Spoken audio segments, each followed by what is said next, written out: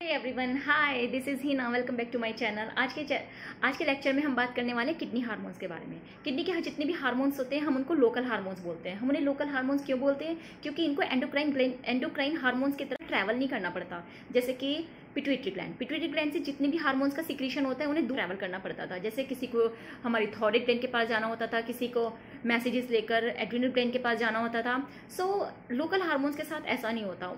Local hormones वो hormones होते हैं जहां उनका प्रोडक्शन होता है, वहीं पर ही उनका फंक्शन होता है। जैसे किडनी में रेनिन हार्मोन पर इनका प्रोडक्शन होता है, वहीं पर ही उनका फंक्शन होता है। So have a look on the lecture. ये एक नॉर्मल नेफ्रॉन का डायग्राम है।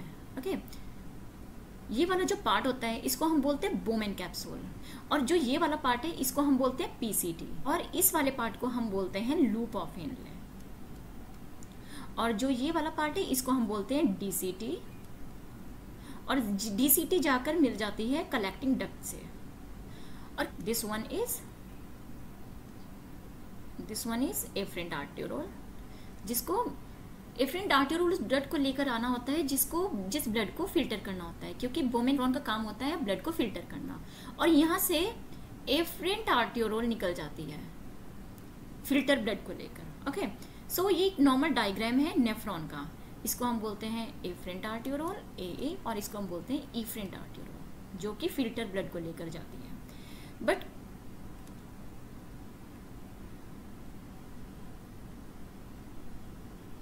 देखो, कभी कभी किडनी में कुछ इस तरीके के नेफ्रॉन प्रेजेंट होते हैं। सपोज ये बोमेन कैप्सूल है, ये यहाँ से पीसीटी है, और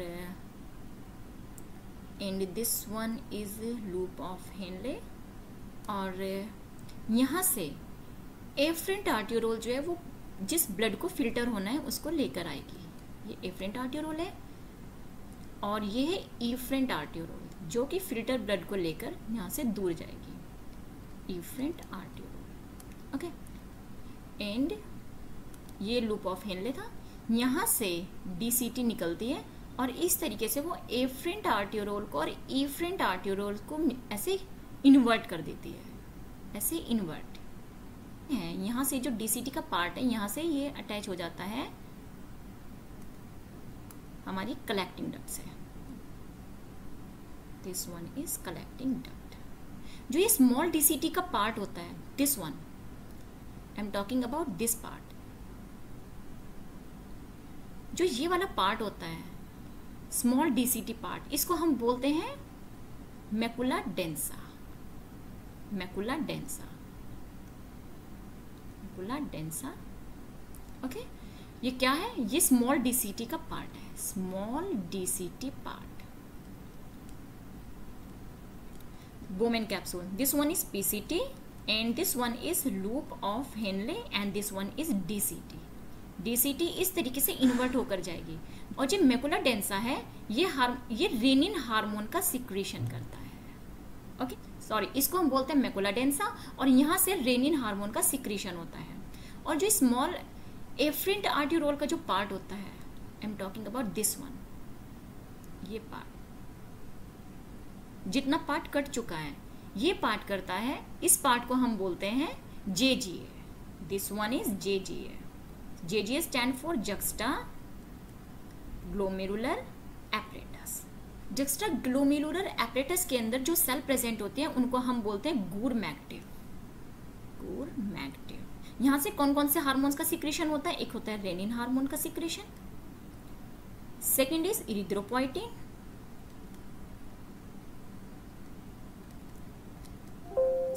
erythropoietin, and third is calcitriol, and fourth hormone is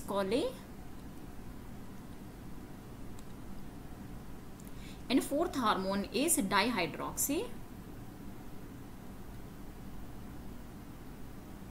cholecalciferol।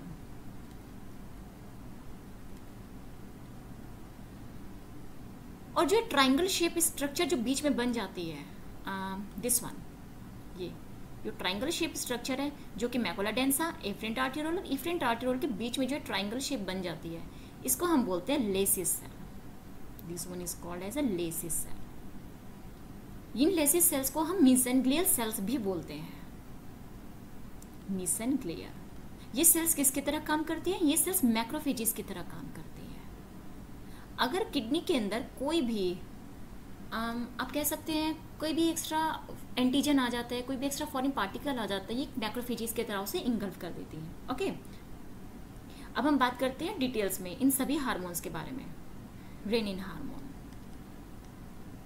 Rennin hormone sodium के लेवल को मेंटेन करते हैं। So this is the most important function of renin hormone. Second one is the erythropoietin hormone.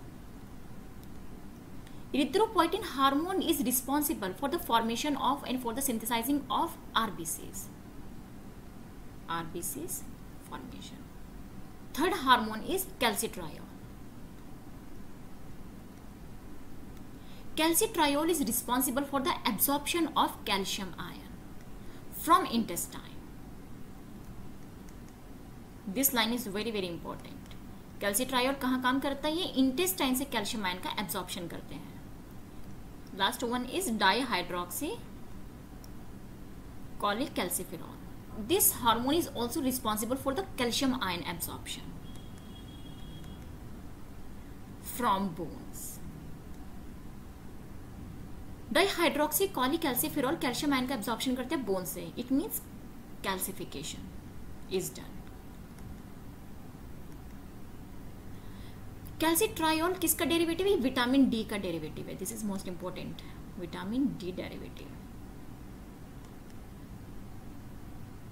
Okay, अब हम बात करते हैं levers के हार्मोन्स के। लीवर कौन कौन से हार्मोन्स का सिक्रीशन करते हैं? लीवर हार्मोन, लीवर हार्मोन एक बहुत इंपॉर्टेंट हार्मोन का सिक्रीशन करते हैं जिसको हम बोलते हैं angiotensinogen. Angiotensinogen, but angiotensinogen is the inactive form. ये इनएक्टिव फॉर्म में सिक्रीट करते हैं। जेजीए से रेनिन हार्मोन का सिक्रीशन होगा। Renin hormone will come from the JGA and it will activate the angiotensinogen in the angiotensin 1, angiotensin 1 plus angiotensin 2। Angiotensin second जाएंगे कहां पर? एड्रिनल कॉर्टेक्स के पास में। एड्रिनल कॉर्टेक्स, वहां से एड्रिनल कॉर्टेक्स क्या करती है? वो एल्डोस्टेरोन हार्मोन का सिक्रीशन करती है। ये हार्मोन क्या करते हैं? Aldosterone will change the permeability of DCT and maximum absorption of sodium ion will be there. This is the complete cycle. किस तरीके से कौन से हार्मोन कहाँ से सिक्रीट हो रहे हैं और कहाँ कहाँ जाकर वो अपने एक्शन को परफॉर्म कर रहे हैं। अगर आपको मेरी वीडियो पसंद आती है तो प्लीज़ मेरी वीडियो को लाइक करें और अपने दोस्तों के साथ शेयर करें। अगर आपको बायो में कोई भी टॉपिक्स किसी भी टॉपिक से लेकर कोई भी डाउट है तो आप मुझसे पूछ सकते हैं। Thank you.